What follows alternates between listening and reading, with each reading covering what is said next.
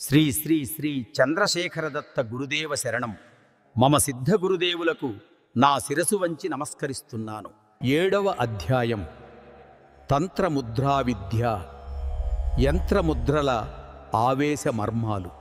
ముద్రలు శరీరమే యంత్రమై శక్తిని ఆహ్వానించే తాంత్రిక సంకేతాలు.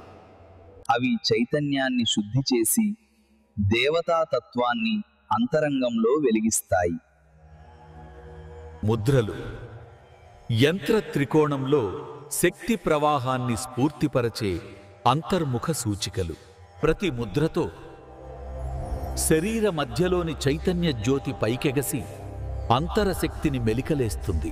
హృదయస్థానంలో సంకల్పం వెలిగితే ముద్రస్పర్శ శక్తిని పరిమళంలా విస్తరిస్తుంది. ముద్రస్పర్శతో యంత్రజ్వాల స్పందించి అంతరంగంలో గూఢమయ సంగీతంలా ప్రతిధ్వనిస్తుంది. ఉగ్రత భయం కాదు, అంతరలోకాన్ని వెలిగించే దివ్యద్యోతి. ముద్ర కేవలం దాని ప్రతీక. శృంగారతత్వమంటే మృదుత్వం, కలయిక, సృజన. ముద్ర ఆ సౌందర్యానికి ఒక రూపకము. శబ్దం, సంకేతం, రూపం ఇవన్నీ కలిసినప్పుడే శక్తి ఒకే శ్వాసలా అనుభూతి అవుతుంది. ముద్రల ప్రయాణం నియమం మరియు సంతులనం నేర్పే అంతర్ముఖ సాధన. ముద్ర, యంత్రం, చైతన్యం ఇవి ముగ్గురూ ఒకటైనప్పుడే శక్తి అంతరలోకంలో వెలుగై నిలుస్తుంది.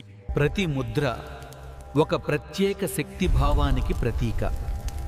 కౌల ముద్రలో చైతన్యోదయం, యంత్రముద్రలో త్రికోణ శక్తి స్థిరత, భైరవీ ముద్రలో ఉగ్రత యొక్క క్రమబద్ధమైన ప్రకాశం, కామేశ్వరి ముద్రలో సౌందర్యతత్వం.